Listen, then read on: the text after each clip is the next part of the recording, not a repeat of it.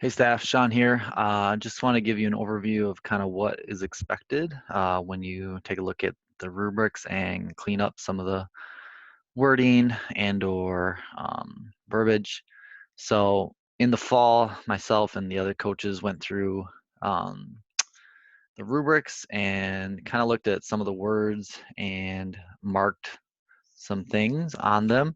So you might have some highlighted areas, you might have words highlighted. So here in the advisor rubric, you can see that Alyssa and I went through and we highlighted some words and we put in notes, for this one in exemplary for planning that interaction for advisors. It says the school's educational programs, and Alyssa made the note, what does school's educational programs mean? What does that encompass? And so this is one thing we kind of wanted to clear up if there's any words we have thorough, partial. What is partial? What does inconsistent versus consistently mean? Like, if how many times is somebody doing something to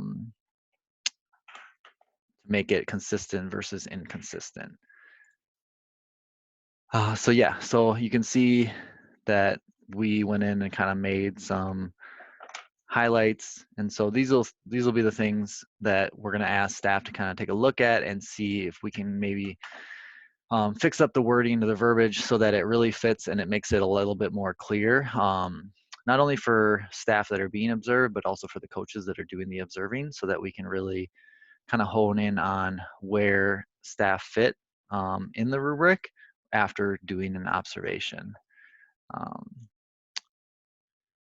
so yeah, so that'll be the one part of it. And obviously within your groups, you're going to be led by a PLC coach who has been through part of this. So hopefully they can kind of help lead you through everything as we go.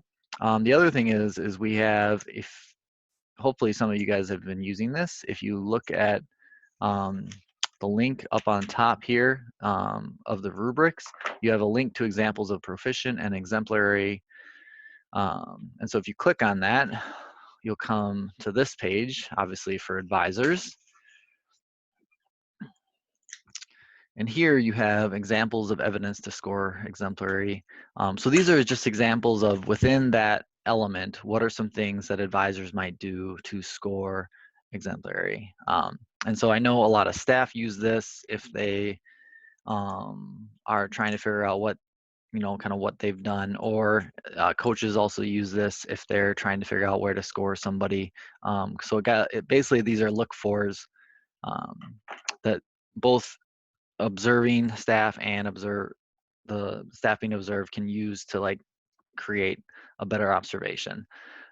So in here, I actually went through and I highlighted some things, maybe some questions about, researching and applying other ways of communicating with students. I put in here, what does this look like? Do any of us do this? Can we give better examples so that we can really identify what it is we're talking about?